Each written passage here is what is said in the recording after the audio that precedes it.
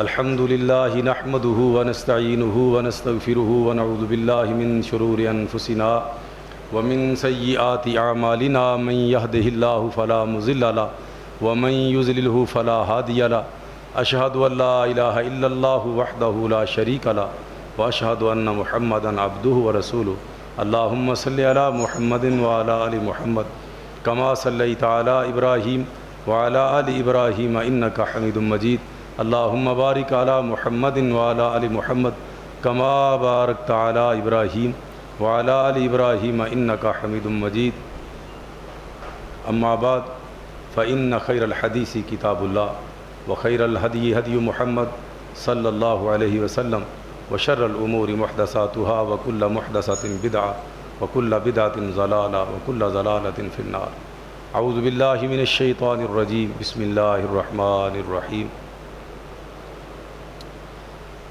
وَاذْكُرُوا إِذْ أَنْتُمْ قَلِيلٌ مُسْتَضْعَفُونَ فِي الْأَرْضِ تَخَافُونَ أَنْ يَتَخَطَّفَكُمُ النَّاسُ فَآوَاكُمْ وَأَيَّدَكُمْ بِنَصْرِهِ وَرَزَقَكُمْ مِنَ الطَّيِّبَاتِ لَعَلَّكُمْ تَشْكُرُونَ سبحان ربك رب العزة عما يصفون وسلام على المرسلين والحمد لله رب العالمين۔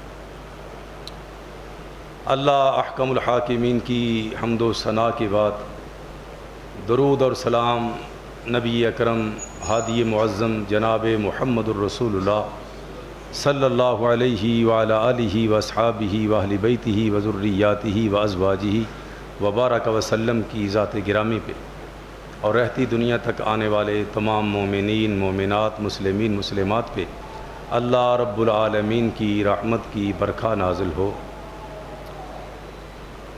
ایام کی مناسبت سے اگست کے حوالہ سے یعنی قیام پاکستان سے لے کے استحکام پاکستان تک یہ جو سفر ہے اس کی اونچ نیچ نشیب و فراز اور میٹھا اور کڑوا سیاہ و سفید اس کا ذکر کرنا چاہیے تھا، لیکن اس سے بھی اہم معاملہ آل رسول صلی اللہ علیہ وسلم کا تھا، لہٰذا ہم نے حسنین کریمین رضی اللہ عنہما اور اہل بیت اطہار کو فوقیت دی، کیونکہ اللہ نے ان کو فوقیت دی ہے، اور پھر اس کے بعد یہ ربع مسکون خطہ ارض مملکت الہی اسلامی جمہوریہ پاکستان اس کا نمبر آتا ہے، کیونکہ حسنین کریمین کے نانا کے نفاذ کے لیے اس مقصد کے لیے اس ملک کو حاصل کیا گیا، اور ہمارے اسلاف نے قربانیاں بھی دیں اور ہمارے اسلاف نے اتحاد و اتفاق کی آپس کی فضا کو قائم کیا اور ایک کٹھن مرحلہ سے گزرتے ہوئے اللہ کی توفیق سے اسلامی جمہوریہ پاکستان حاصل کر لیا۔ اس حوالہ سے بھی اس کا تذکرہ کرنا ضروری ہے کہ یہ ملک اللہ کا عطیہ آج 75 برس کا ہو چکا، گولڈن جوبلی منائی گئی، اور وہ اس انداز سے جشن کا انعقاد کیا گیا سرکاری اور غیر سرکاری سطح پہ، جو کہ نامناسب بھی ہے اور اسلام سے بھی انتہائی ہٹا ہوا اور دور ہے۔ یہ سارے ہی کام کر لیے، لیکن جو حصول پاکستان کا مقصد تھا اس کی طرف توجہ ہی کسی کی نہیں گئی، نیچے سے لے کے اوپر تک، اوپر سے لے کے نیچے تک، الا ماشاء اللہ خال خال لیکن جن لوگوں کی توجہ اس طرف گئی بھی ہوگی تو وہ بیچارے گنتی کے چند لوگ ہوں گے، ان کی شنوائی کہاں ہوئی ہوگی اور ہوتی بھی کیسے ہے، یہ ہم سب سمجھتے ہیں۔ ہم دیکھیں تاریخی تناظر میں تو ہمیں سمجھ آئے گی 1857 جب کہ ایک ناکام جنگ مسلمانوں نے لڑی اور اس کے بعد انگریز نے مسلمانوں سے ہندوستان کی حکومت چھینی، تاریخ سے واقفیت رکھنے والے تمام احباب اس سے بخوبی واقف ہیں۔ پھر انگریز جو تجارت کی غرض سے، تجارت کے بہانے پہ ہندوستان آیا تھا، رفتہ رفتہ قابض ہو گیا، اور پھر انگریز اور ہندوستانی ہندو مل کے مسلمانوں کا استحصال کرنا شروع کرتے ہیں، اور ایک صدی سے اوپر گزر گیا، تکلیفیں بھی آئیں، پریشانیاں بھی آئیں، چن چن کے مسلمانوں کو مارا گیا، بالخصوص اہل علم علماء کو پھانسیاں دی گئیں تاکہ ان کو آزادی کی طرف ابھارنے والا نہ بچے، حتیٰ کہ سرکاری عہدوں سے، کلیدی عہدے جو تھے ان سے بھی دور کر دیا گیا، سیاست سے بھی دور کر دیا گیا، ہر طریقے سماجی معاملات سے بھی دور کر دیا گیا، یہاں تک کہ مسلمان کبھی بھی اقتدار کی طرف نہ آئے، نہ ان کے دل میں خواہش ہی پیدا ہو۔ مظلوم ہی نہیں، غلام بنا دیا، اور پھر اسی قسم پرسی کی زندگی گزارنے لگا مسلمان۔ پھر آزادی کی چنگاری، ایمان کی کرن روشن ہوئی تو مسلمان عمائدین ان کے، قائدین ان کے، انہوں نے سوچا کہ ایک ہمارے لیے ملک الگ ہونا چاہیے جس میں ہم اللہ کی عبادت اور بندگی آزادی سے کر سکیں۔ پھر تصور پاکستان پیش کیا گیا، اقبال علیہ الرحمہ اور ان کے رفقا جو اس ذہن کے تھے، انہوں نے ایک تصور پیش کیا، پھر تمہید پاکستان بنی، تمہید کے بعد قرارداد پاکستان 1940 کے اندر، 23 مارچ 1940 کے اندر جو آج کل مینار پاکستان کی جگہ ہے، یہاں پہ قرارداد منظور ہوئی۔ پھر رفتہ رفتہ کشاں کشاں لوگ مسلمان آزادی رائے اور آزادی ملک ان کی چاہت اور امنگ بڑھتی گئی، تو 1947 میں یہ قطع ارض ربع مسکون مارز وجود میں آیا، اور اگرچہ غیر منصفانہ تقسیم تھی، کتنا بڑا ہندوستان تھا اور کتنے لوگ مسلمان تھے جن کو یہ بہلایا گیا، پھسلایا گیا، ان کو سمجھایا گیا کہ پاکستان بن لینے دو، پھر تمہارا جو ہے استحصال ہوتا ہے اس کا مداوع ہو جائے گا، لیکن کوئی نہ اٹھا، کسی نے کچھ نہیں کیا۔ ایک چھوٹا سا خطہ، چھوٹا سا قطعہ، چھوٹا سا ٹکڑا زمین کا مسلمانوں کو پاکستان کے نام پہ دے دیا گیا، غیر منصفانہ تقسیم۔ اور مالی حال کیا تھا ہمارا، ہمارے پرانے بزرگ جانتے ہیں، 75 سال کوئی اتنا عرصہ نہیں ہے، پھر کیا حال تھا۔ فٹ پاتھوں پہ ہمارے جو اہم دفاتر تھے وہ بنے، ٹوٹی پھوٹی کرسیاں لے کر، اینٹوں کی میزیں بنا کر، اور جو فائلز اور ان صفحات کو جوڑنے کے لیے کامن پن استعمال ہوتی تھی وہ کیکر کے کانٹوں کی بنائی گئی۔ یہ میں اپنی طرف سے بات نہیں کہہ رہا، تاریخ شاہد ہے۔ اور پھر دیکھتے ہی دیکھتے اس ملک پاکستان کے وارثان اور بابا قوم محمد علی جناح اور ان کی ٹیم، ان کی انتھک محنت، اقبال کے شہینوں کی جد و جہد، محمد عربی صلی اللہ علیہ وسلم کے غلاموں کی انتھک محنت تسلسل کے ساتھ یہ ساری چیزیں پھر رنگ لائیں۔ پھر تاریخ نے یہ بھی دیکھا 17 سال کی کم عمری میں پاکستان اس شان کا حامل تھا کہ اس دنیا کے ترقی پذیر ممالک کے اندر اس کا شمار ہونے لگا محض 17 سال کی عمر میں۔ اور شاید آپ کچھ جو ہیں نوجوان طبقہ اس کو حیرانگی ہو جس نے تاریخ نہیں پڑھی، جو ابھی میں بات کرنے لگا ہوں۔ سچ پوچھیں تو ہمیں یقین ہی نہیں آتا 60 کی دہائی میں پاکستان، یہ میرا وطن عزیز، اس قابل تھا کہ جرمنی جیسے عظیم ملک کو قرضہ دے سکا۔ سوچیں ذرا، دیکھیں 60 کی دہائی میں اس نے جرمنی جیسے ملک کو قرضہ دیا تھا۔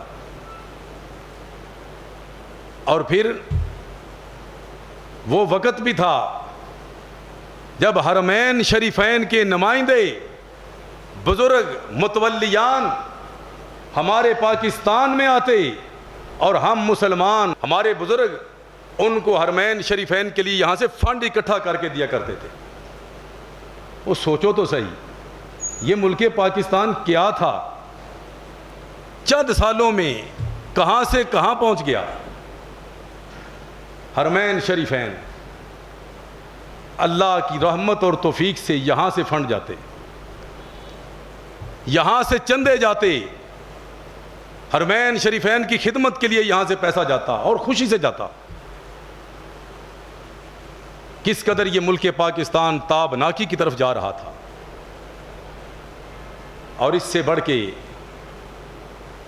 1967 میں جب اسرائیل نے مصر کے اوپر، مصر کی فضائیہ پہ حملہ کیا اور آن واحد میں اس کی ساری کی ساری فضائیہ کو تباہ کر دیا، الیاذ باللہ، عین ناشتے کے وقت،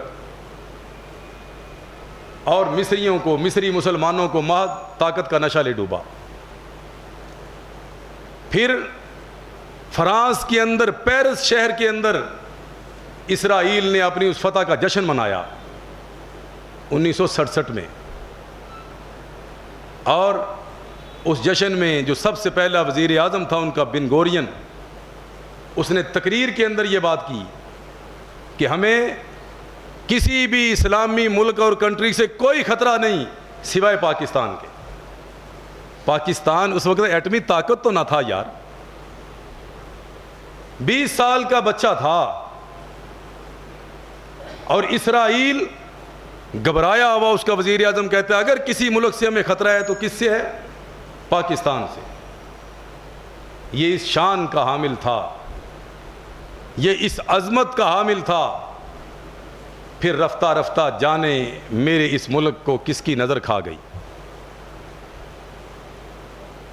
پھر رجعت قہقرا، ترقی معکوس، الٹی گنتی شروع ہو گئی۔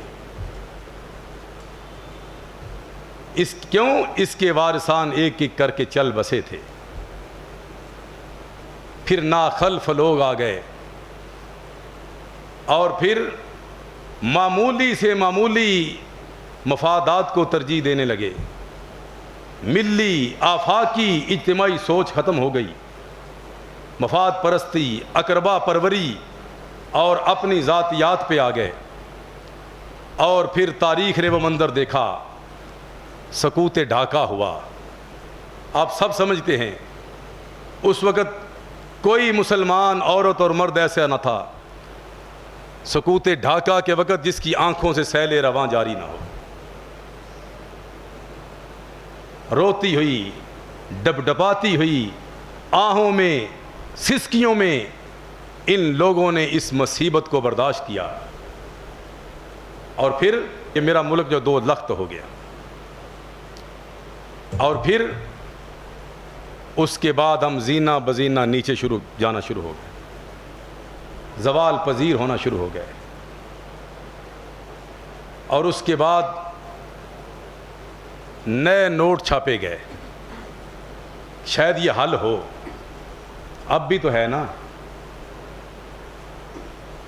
میں نے نیٹ سے دیکھا ہے، کسی دوست نے مجھے پوسٹ بھیجی کہ پاکستان نے یہ اعلان کیا ہے، اسٹیٹ بینک نے، کہ چونکہ یہ ڈائمنڈ جوبلی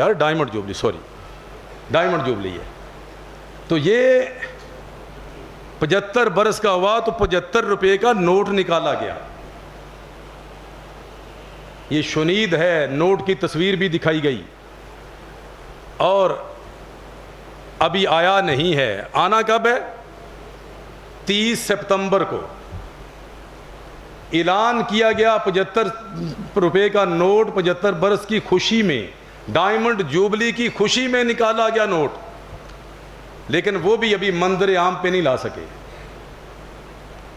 اور یہی 75 برس کی ڈائمنڈ جوبلی ہمارے ہمسایہ ملک میں بھی ہوئی ہے 15 اگست کو، اور انہوں نے اپنی قوم کو الیکٹرک کار کا تحفہ دیا ہے۔ سوچئے، ڈائمنڈ جوبلی پہ وہ ایک کار دے رہے ہیں اپنی قوم کو، الیکٹرک کار، اور ہم 75 روپے کا نوٹ دے رہے ہیں، وہ بھی آیا نہیں، 30 سپتمبر کو آئے گا۔ ہم نئے ترانے بنا رہے ہیں، وہ نئی ایجادات کر رہے ہیں۔ ہمارے ذہن میں یہ بٹھایا گیا تھا کہ ہندوستان تمہارا دشمن ہے، یہ نہیں چاہتا پاکستان پن پہ، پاکستان بڑھے پھیلے پھولے۔ پھر ہم نے بھی ذہن بنایا، میری نئی نسل نے بھی یہ بنایا کہ پاکستان جو ہے اس کو ہر حال میں انڈیا سے جیتنا چاہیے۔ لیکن افسوس، صد افسوس، انہوں نے صرف کرکٹ کے کھیل میں ہی جیتنا جو ہے وہ سمجھا کہ یہی جیت ہے۔ کرکٹ کے کھیل میں بس جیت لو تو انڈیا فتح کر لیا ہم نے، باقی ہر چیز میں ان کے غلام ہیں، ان کے پیچھے ہیں۔ پھر شرم نہیں آتی کہ ہم کوئی غلام ہے؟ بھئی پھر تم کیا ہو؟ نئے نوٹ چھاپے گئے، میں بات جو ہے وہ مختصر کرتا ہوں، اور پھر کوئی فائدہ نہ ہوا، یہ کارگر ثابت نہ ہوئے۔ پھر اس کے بعد پہلی مرتبہ بیرونی ملک سے قرضہ لیا گیا، پھر میرا ملک قرضوں کی تاریکیوں میں ڈوبتا چلا گیا، پھر اوپر سے لے کے نیچے تک، نیچے سے لے کے اوپر تک بیرونی امداد پہ پلنا شروع ہو گیا۔ کیا ارباب اختیار، کیا سیاسی طبقہ، کیا سماجی طبقہ، کیا مذہبی طبقہ، سارے کے سارے بیرونی امداد پہ پلنا شروع ہو گئے۔ مجھے معاف کر دینا، حقیقت یہی ہے۔ مثال کے طور پہ ہماری نظریں حکمرانوں کی کدھر ہیں؟ باہر امداد آئے، اور سماجی سوشل جو افراد ہیں، سوشلسٹ ہیں، وہ کیا ہیں؟ این جی اوز کیا ہیں؟ یہ بتائیں مجھے۔ بیرونی امداد کے لیے این جی اوز بنائی جاتی ہیں، فنڈز آئیں، پیسے آئیں، جب وہ قرضہ دیتے ہیں تو شرائط کڑی رکھتے ہیں، این جی اوز کو فنڈز دیتے ہیں تو اپنے احکام منواتے ہیں، مشن دیتے ہیں، اور یہاں تک کہ ہمارے مذہبی طبقے نے بھی رسید بکیں بنوا کے جو ہیں باہر کا رخ کر لیا۔ اور میری مساجد اور میرے مدارس بھی ہم بیرونی امداد پہ چلنا شروع کر، میں کیا کہوں۔ اور ایک وہ وقت تھا کہ حرمین شریفین سے یہاں سے فنڈ جاتا تھا، جو میں عرض کر چکا ہوں ابھی۔ پھر کیا ہوا؟ پھر زینہ بزینہ نیچے گرتے چلے گئے، اور اب صورتحال آپ سب کے سامنے ہے یار۔ کہاں سے اس نے تمہید سے تصور سے، تصور سے تمہید، تمہید سے قیام، اور قیام سے استحکام تک کا سفر کیا، اور پھر قیام سے رجعت قہقرا ہوئی، واپس پلٹنا شروع ہوا۔ پھر آج ہمارے سامنے سب کچھ ہے۔ ہمارا 1 روپیہ اور بنگلہ دیش کا بنگلہ دیش کا 1 روپیہ اور ہمارے کتنے بنتے ہیں؟ 2 روپے 25 پیسے. 2 روپے 25 پیسے ہمارے ہوں تو بنگلہ دیش کا 1 روپیہ بنتا ہے. ہماری نااہلی نالائکی کی وجہ سے ہمارا ایک بازو کٹ گیا اور وہ پھر پروان چڑھا. اللہ تعالیٰ اس کو اور چڑھائے. لیکن میرے ارباب اختیار نے کرسی کھیلنا شروع کر دیا. پھر ہمارا کیا حال ہوا؟ جو پارٹی اقتدار پہ آتی ہے وہ چور ڈاکو کہلاتی ہے اور انتخابات کے بعد دھاندلی کا ڈنڈورا پیٹا جاتا ہے, اور جو اوپر آتی ہے پارٹی وہ کہتی ہے خزانے خالی ہیں. میں کیا کہوں یار, یہ کرسی کھیلتے کھیلتے ہمیں تباہ و برباد کر کے رکھ دیا گیا. اور آج تو ہمارے حکمران سامنے کہتے ہیں کہ کوئی کڑی شرائط اگر مزید نہ رکھ دی IMF نے تو ہم ضرور ان سے قرضے کی قسط لے لیں گے. کیا بات ہے یار. اللہ تعالیٰ اس میرے ملک پاکستان پہ رحم فرمائے. اور پھر اب تو یہاں تک نوبت آ گئی ہے یار, افغانستان اور پاکستان.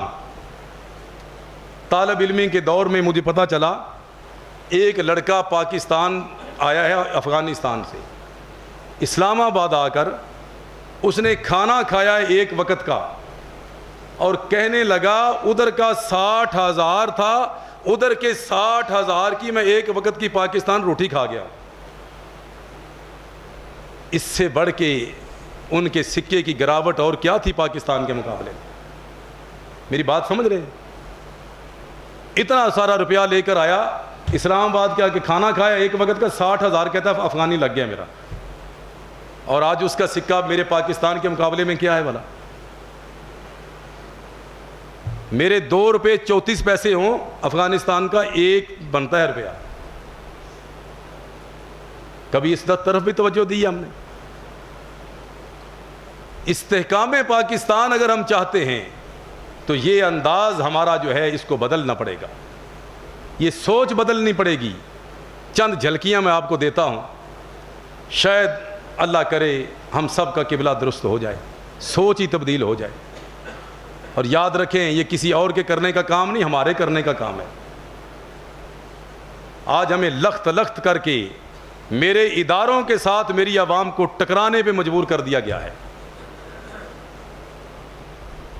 یعنی اسٹیبلشمنٹ کو اور پاکستانی عوام کو نعوذ باللہ ایک دوسرے کے دو بدو کرنے کی کوشش کی جا رہی ہے. بھائی ہمارے ادارے ہیں تو ہم ہیں, سوچیں.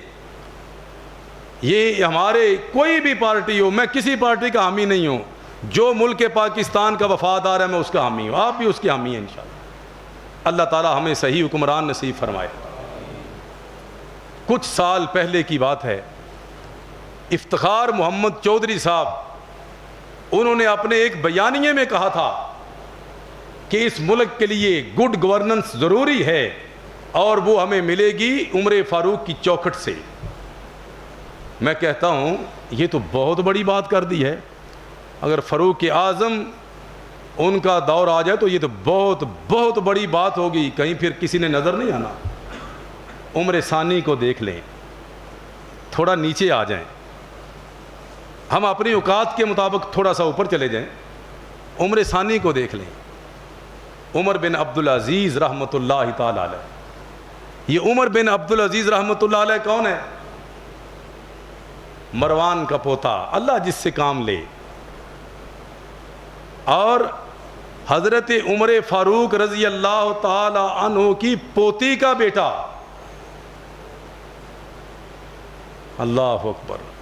آپ کے بیٹے عاصم کی بیٹی کا بیٹا, یہ عمر بن عبدالعزیز رحمۃ اللہ علیہ. اور اس قدر ناز و نام میں پلنے والا, سب سے قیمتی اس وقت اپنے علاقے کے حساب سے سب سے قیمتی لباس ان کا ہوتا تھا, اور اس قدر مہنگی خوشبو جدھر سے گزرتا پتہ چلتا کہ عمر بن عبدالعزیز ابھی ادھر سے گزرا ہے. ناز و نام میں, عیش و عشرت میں پلنے والا. اور سلیمان بن عبد الملک کی وفات کے دن اس کو زبردستی امیر المومنین بنا دیا گیا. بس بات سمجھ آ گئی کہ مر جانا ہے، رب کو کیا جواب دوں گا. پھر عمر ثانی بنے. کیسے وقت گزرا، ایک بیٹی کے گھر دوسری بیٹی، چلے بات لمبی نہ ہو جائے، میں اسے ایک مختصر بات کرنے لگا. انگور کھانے کو جی چاہا، اپنی اہلیہ کے پاس ہے، راستے میں آیا تھا، انگور بڑے اچھے تھے تو جی چاہتا ہے کھانے کو، 1 درہم دے دو اگر تمہارے پاس ہے. آپ کی اہلیہ فاطمہ، کتاب الاموال، امام ابو عبید رحمہ اللہ تعالی علیہ نے 3 صدی ہجری میں یہ کتاب لکھی، اور اسلامی معاشیات کی یہ کلاسیکل کتاب ہے، یاد رکھیں. اس کا صرف ایک حوالہ دینا چاہتا ہوں آپ کے ساتھ. کہنے لگے کہ 1 درہم تمہارے پاس ہوگا. کہنے لگی اگر آپ کے پاس نہیں تو میرے پاس کہاں سے آیا. کہنے لگی اچھا. اور 7 سوال کیا. امیر المومنین، اور امیر المومنین پتہ کتنی بڑی سلطنت کے تھے، سندھ سے لے کے اسپین تک. تصور تو کریں یار، اسلامی حکومت کا بلا شرکت غیر واحد حکمران، اسپین سے سندھ تک یہ ساری حکمرانی جناب عمر بن عبدالعزیز رحمۃ اللہ علیہ کی. درہم. کہنے لگے آپ اتنے بڑے مسلمانوں کے امیر ہیں تو انگور نہیں آپ کھا سکتے. ترجمہ کروں اس کا، اس دور میں یعنی آپ کے پاس ثواب دیدی فنڈ ہوں گے تو آپ ان میں سے، اب ثواب دیدی فنڈ ہے نا تو انگور نہیں منگوا سکتے. تو اپنی اہلیہ سے کیا کہا، یہ قوم کا پیسہ ہے اور میرے اور تمہارے لیے آگ کا انگارہ ہے. جب یہ حکمرانوں کا یہ حال ہو جائے تو پھر کیا ہوتا ہے، معیشت کیوں مستحکم نہ ہو. دمشق کے اندر موجود ہیں، عراق کا گورنر عبد الحمید صاحب خط لکھتے ہیں امیر المومنین کو، اور اس میں کیا لکھتے ہیں کہ امیر المومنین اس سال کا ریونیو سمجھتے ہیں آپ، محصولات، صدقات و خیرات، عشر اور جتنے ٹیکسز ہیں سارے کے سارے اکٹھے کیے ہیں، اور کافی سارا روپیہ بچ گیا ہے، ہمیں بتایا جائے کہ وہ کہاں خرچ کریں. جواباً خط لکھا. عبد الحمید ذرا پورے صوبے کے اندر تحقیقات کرو، دیکھو، اعلان کرو، جو لوگ مقروض ہوں ان کے قرضوں کو ادا کیا جائے. پھر واپس خط آیا، گورنر نے خط لکھا، حضور یہ تو کر چکے ہیں، فنڈز پھر بھی بچ گئے ہیں. فرمایا اچھا یار اب دیکھو. دوبارہ خط لکھا دوسرا، کہ جو لوگ نوجوان بچیاں اور بچے شادی کے قابل ہیں اور اخراجات ان کے پاس نہیں ہیں، بیت المال سے اخراجات کر کے ان کی شادیاں کرا دو. تیسرا خط آ رہا ہے، حضور یہ بھی کروا لیا، پیسے پھر بھی بچ گئے ہیں. اب اس کا جواب لکھا، اگر ایسا مسئلہ ہے تو جن لوگوں کی شادیاں ہو چکی ہیں اور ان کے مہر ہیں، حق کے مہر جو ادا نہیں کر سکے اپنی بیویوں کو، اس رقم سے ان کے حق کے مہر ادا کرو. پھر چوتھا خط آ رہا ہے کہ حضور یہ بھی کر لیا، یہ تو پہلے کر لیا ہم نے، رقم پھر بھی بچ گئی ہے، اب بتائیے کیا کریں.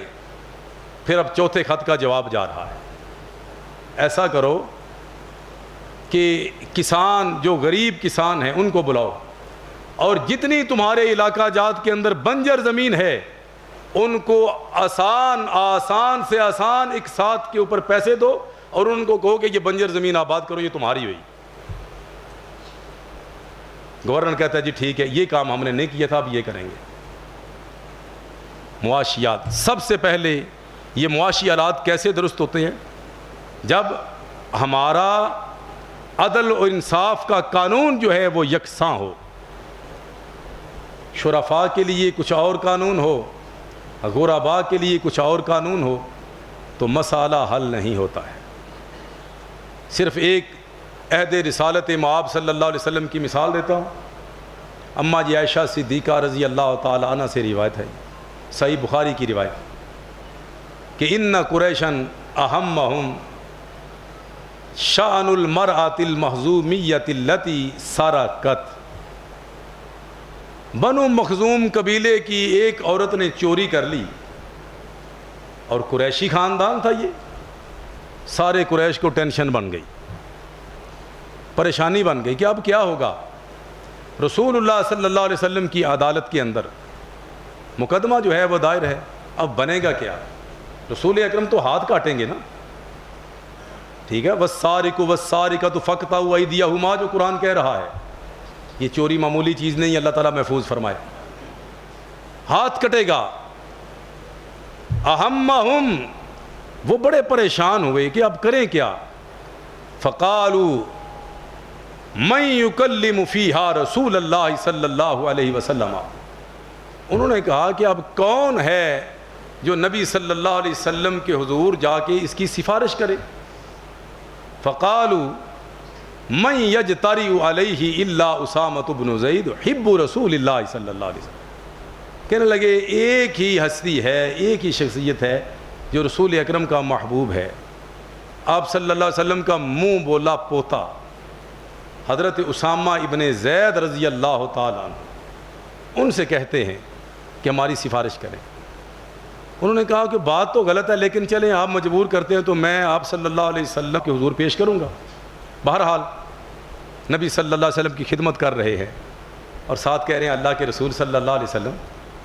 فکلمہ اسامۃ بن زید، سفارش کر دی. اللہ کے رسول وہ بنو مخزوم کی عورت تھی نا؟ فرمایا ہاں.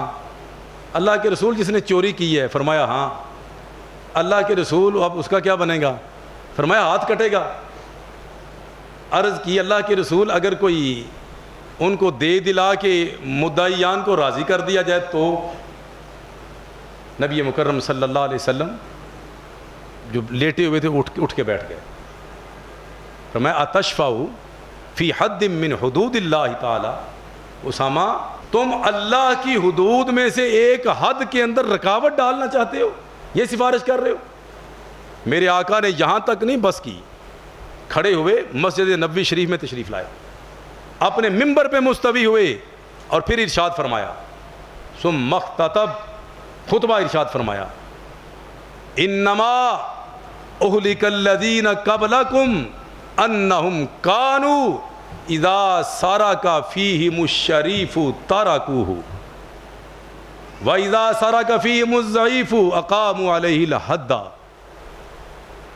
لوگو تم سے پہلے جو لوگ تھے، پہلی قومیں اسی وجہ سے برباد ہوئی ہیں، تباہ ہو گئیں، ہلاک ہو گئیں، گمراہ ہو گئیں کہ جب ان میں سے کوئی صاحب حیثیت کو جرم کرتا تھا اس کو چھوڑ دیتے تھے، اور جب کوئی غریب آدمی جرم کرتا تو اس کے اوپر حد لگاتے تھے. وَأَيْمُ اللَّهِ، آگے الفاظ سنیے، وَأَيْمُ اللَّهِ، مجھے اللہ کی قسم، لو کانت فاطمہ بنت محمد صلی اللہ علیہ وسلم سرقت لقطعت یدہا، رواہ البخاری فی صحیح. تم اس مخزومیہ فاطمہ کی بات کر رہے ہو، اس کا نام بھی فاطمہ تھا.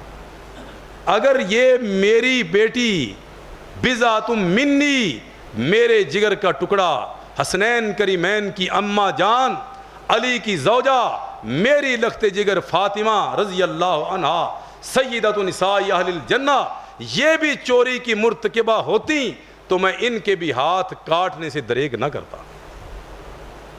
یہ مثالیں ہیں. ریاست مدینہ کہنا آسان ہے، اللہ تعالی ہمیں ان خطوط پہ اس کو بنانے کی بھی توفیق عطا فرما دے. اللہ مجھے اور آپ کو عمل کی توفیق عطا فرمائے.